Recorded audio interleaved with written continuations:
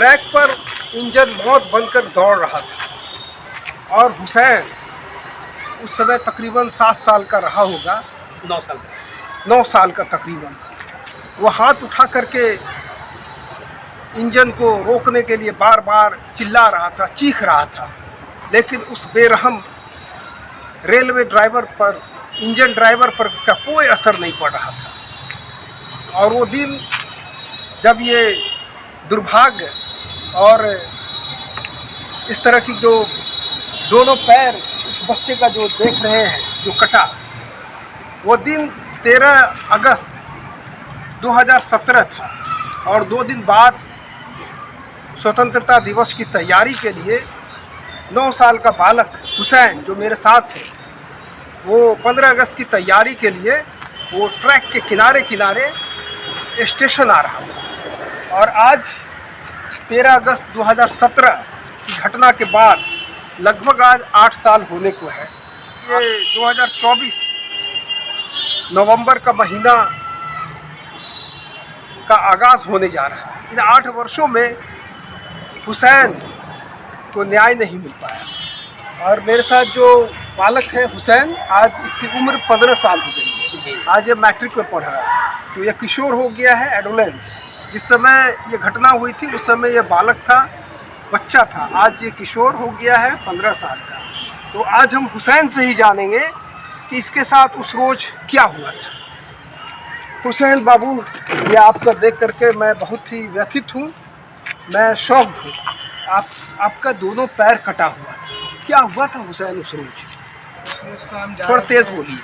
उस रोज़ हम जा रहे थे, तो ट्रेन आ रही थी। कहाँ से आप जा रहे थे? हम जा रहे थे 15 अगस्त का सामान लाने के लिए, अच्छा, ठंडा वगैरह जी।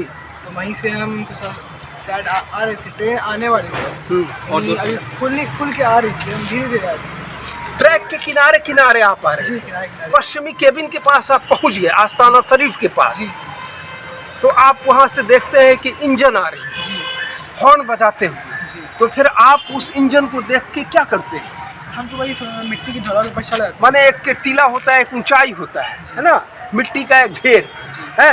और वो अगस्त का माह था, 13 अगस्त, बारिश का दौर था, बारिश हो रही थी जहाँ तक मुझे जानकारी है। तो आप उस ऊंचाई पर, उस टीले पर चढ़ गए और वो जो इंजन है, जो विक्रमशिला के लिए वो ट्रैक 1 पर वो लगने जा रही थी, तो आपने इशारा किया। नहीं, पहले आप उस पर चढ़ गए हम। हाँ, इसके बाद फिर क्या हुआ? हम चढ़ गए तो पोल छुआ था, पोल में करंट था। पोल में करंट प्रभावित हो रहा है जी, है ना? हमको मालूम नहीं था, झटका लगा आपको। जी, पहले से आपको मालूम नहीं था कि वो करंट से प्रभावित हो रहा है, प्रवाहित हो रहा है। जी। तो आप नीचे गिर गए। नीचे गिरने के बाद क्या हुआ हुसैन? ट्रैक में पैर आ गया। हाँ। पैर मेरा, और ट्रेन आगे चढ़ा गई। ट्रेन तो नहीं था, इंजन है ना? इंजन था बस। इंजन जो ट्रैक के 1 पर वो विक्रमशिला से लगने वाला था, है ना? तो चेंज हो रहा था वो ट्रैक। हाँ, ट्रैक। तो आपने चीखा चिल्ला? जी, हम तो आवाज़ दिया, इशारा किया। आवाज़ दिया तो पूरी पब्लिक भी इशारा की, पर वो रुका नहीं। और उसने आपको हॉर्न भी दिया था, जी, है ना? लेकिन आपने चीखा चिल्लाया। जी, और वहाँ पर मौके पर काफ़ी लोग भी थे, जी, हाँ, जो उस इंजन ड्राइवर को लगातार रोकने का प्रयास और इशारा दे रहे थे, पर वो इंजन रुकी नहीं, वो इंजन ड्राइवर रुका नहीं और आपके पैर को कुचलते हुए, आपके पैर को, दोनों पैर काटते हुए निकल गया। अच्छा, उसके बाद आपका दोनों पैर कट गया। जब मैं आपको देखा तो तो आपको उस समय दोनों पैर कट चुका था, या आपको उस समय आप बेहोश थे या कि होश में? उस समय होश में थे।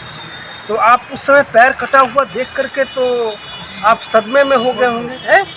जैसा कि लोग देखते हैं तो चीखते हैं, चिल्लाते हैं, है ना? मैंने तो देखा था, मैं वो ये क्या हो।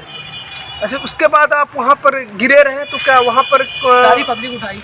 अच्छा, स्थानीय लोगों ने? पब्लिक छू नहीं रही थी, पहले केस हो जाएगा, केस बन जाएगा, मैं छू। तो फिर एक आदमी ने जब बोला कि नहीं नहीं इसको उठाओ, उसका ब्लड जा रहा, बहुत निकल रहा, तो सारे पब्लिक ने उठा के रिक्शा पर बैठा कर रेलवे हॉस्पिटल ले जाएगी। अच्छा, तो आपके पिताजी को, आपके घर वाले को सूचना दी गई, तो उस समय तक आप होश में थे।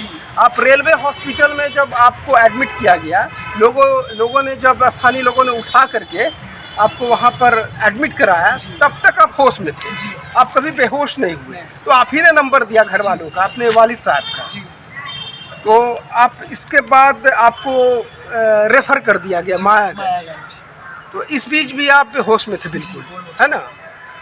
तो हुसैन आज 15 साल के हो गए और दोनों पैर इनका ख़त्म हो चुका है। हुसैन अब आप बताएं कि 5 साल के जब आपका ये दुर्घटना हुआ था, दुर्भाग्यपूर्ण दुर्घटना, तो उस समय सामान्य तौर तरीके से आप चला करते थे। दोनों पैर अब नहीं होने के बाद आज आप 10वीं क्लास में, आप मैट्रिक के एग्ज़ामिनी हैं। इस साल जो है आप रजिस्ट्रेशन आपका होगा, अगले साल आप एग्ज़ाम नहीं, यही साल इसी साल। तो कैसे आपकी अब क्या है सामान्य दिनचर्या, आप बताइए। अब तो कुछ हो नहीं सकता सर, ट्रेन के द्वारा कुछ मिला भी नहीं, तो मुआवजा वगैरह भी नहीं मिला। अभी जो है बस अपने ही सही है। देखिए ये मामला जो है 2017 का, आज 2024 से 8 साल बीत जाने के बाद भी इनको कंपनसेशन नहीं मिला, इनको कोई मुआवजा नहीं मिला, जिसके वजह से इनका जो एक उज्जवल भविष्य होता, आज उस उज्जवल भविष्य पर ग्रहण लग चुका है। इनका भविष्य बिल्कुल अंधकारमय हो चुका है। हालांकि इसके बावजूद हुसैन अपनी मेहनत और लगन में कोई कोर कसर नहीं छोड़ रहे हैं। ये स्थानीय मारवाड़ी पाठशाला में ये पढ़ाई करते हैं 10वीं में, जैसा कि बताया कि इस साल ये मैट्रिक का एग्ज़ाम देंगे। ये हर रोज़ अपने स्कूल भी जाते हैं। इनके हौसले को सलाम मैं करता हूं कि इतना कुछ होने के बावजूद भी इस बच्चे ने उम्मीद नहीं छोड़ा है। और इसका जो आगे का जो आप आगे क्या बनना चाहते हैं? आगे तो मैं सोच रहा हूँ कि अच्छी चीज़ बनने के लिए आगे चल के मम्मी लोग का लाइफ सिक्योर कर सकते। अच्छा, स्कूल कैसे जाते हैं? आपके पिताजी आपको सहयोग से पहुंचाते हैं कि आप खुद चले जाते कभी हैं? कभी पापा छोड़ देते, कभी हम आके चले जाते हैं। अच्छा हुसैन, इस उम्र में बच्चे खेलते हैं बाहर, खेलते हैं आप बाहर, तो दोनों पैर गंवा देने की वजह से खेलने वेलने में आपको दुश्वारी होती नहीं, है? अब इंटरेस्ट नहीं रहा। अब खेल में भी इंटरेस्ट नहीं हुआ। तो देखिए ये रेलवे की बहुत बड़ा एक कह सकते हैं कि लापरवाही थी, जिसके वजह से हुसैन आज ये सक्षम होते हैं। ये अन्य बच्चों की तरह ये दोनों पैर पर खड़े रहते हैं और जिस तरह से इस उम्र के बालक करते हैं तमाम गतिविधियां, उस तरह से ये करते हैं, खेल धूप तमाम तरह का। लेकिन उस लापरवाह या उस जानबूझकर किया गया ये दुर्घटना उस इंजन ड्राइवर के द्वारा, चूँकि उस समय जो इंजन था, अच्छा ये बताइए कि इंजन जो आ रही थी आपकी तरफ, तो क्या वो रफ्तार में था या बहुत धीमी थी, बहुत धीरे जा रही थी। धीरे धीरे? यानी कि उस समय जो रफ्तार था वो बिल्कुल मध्यम था, यानी धीमे गति से इंजन आ रही थी। अगर वो ड्राइवर थोड़ी भी सतर्कता दिखाता या इस बच्चे के साथ हमदर्दी का थोड़ा भी उसको मानवीयत का ख्याल रहता, तो वो रोक दिया होता और कोई बड़ी दुर्घटना भी नहीं होती। आजकल तो ऊंचे ऊंचे डिवाइस लगा दिए गए हैं, सुरक्षा कवच और न जाने कौन कौन सा, कि अगर रफ्तार में भी ट्रेन हो तो इमरजेंसी ब्रेक लगा करके हादसे को टाला जा सकता है। लेकिन ऐसा कुछ भी नहीं हुआ। और ये जो इंजन ड्राइवर था, इसकी कहीं ना कहीं लापरवाही, और इसके बाद लापरवाही जो है महकमे रेल विभाग का सामने आता है। और संवेदनहीनता की स्थिति जो इस बच्चे से हमदर्दी दिखाना चाहिए, इसको फ़ौरन जो कंपनसेशन मिलना चाहिए, वो अब तक लंबित है। एक तो रेलवे ने गलती किया, इतना बड़ा गलती कि उसके मुलाजिम, उसके ड्राइवर कर्मी की वजह से इस बच्चे को दोनों पैर गंवाना पड़ा। और ये बच्चा 15 अगस्त की तैयारी के लिए निकला था और रेलवे ट्रैक के बीचों बीच भी ये नहीं चल रहा था, बिल्कुल रेलवे ट्रैक के किनारे। और कोई ऐसा भी कुछ नहीं था कि ट्रेन आ रही थी, 22 बोगियाँ लगी हुई थी, रफ्तार में हो। वो तो इंजन जो है चेंज करने के लिए एक ट्रैक से दूसरे ट्रैक, माने एक नंबर पर विक्रमशिला में जोड़ने के लिए इंजन अपने को जा रहा था। तो अगर वो ड्राइवर चाहता तो रुक जाता। फिलहाल इनके पिताजी भी साथ हैं, तो इनसे भी हम बात करेंगे। आपका सर क्या नाम हुआ? मेरा नाम उमर फारूक हुआ। आप अब आपके बच्चे का तो दोनों पैर जी ये गंवा चुका है जी, बच्चा। जी। तो अब इनके लिए आप क्या कर रहे हैं? हम तो सामने देखिए सर। हम तो जो है इस बच्चे के जो भविष्य के लिए इसकी स्कूल वगैरह जो है वो सब तैयारी पे लगे हुए हैं, एग्जामिनेशन भी इसमें लगे हुए हैं। और हमने जो केस किया है रेलवे पर, हाई कोर्ट में चल रहा है, और उसके लिए भी हम मेहनत कर रहे हैं, जहाँ तक हमें कामयाबी मिल जाए। बच्चे को कंपनसेशन मिला क्या? कंपेंसेशन 1 रुपया नहीं मिला सर, आज तक ने हमें वादा भी किया गया कि आपको मिलेगा।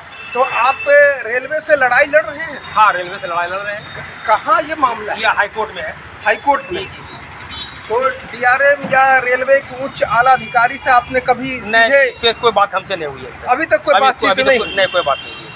अच्छा, तो ये आपका बच्चा, आपको कितने बच्चे हैं? हम, मेरे पास जो है 5 बेटा है। अच्छा, ये कितने, हुसैन कितने नंबर के? हुसैन तो ये सबसे छोटा है, ये सबसे छोटे? जी जी। अच्छा जी। तो 5 बेटे।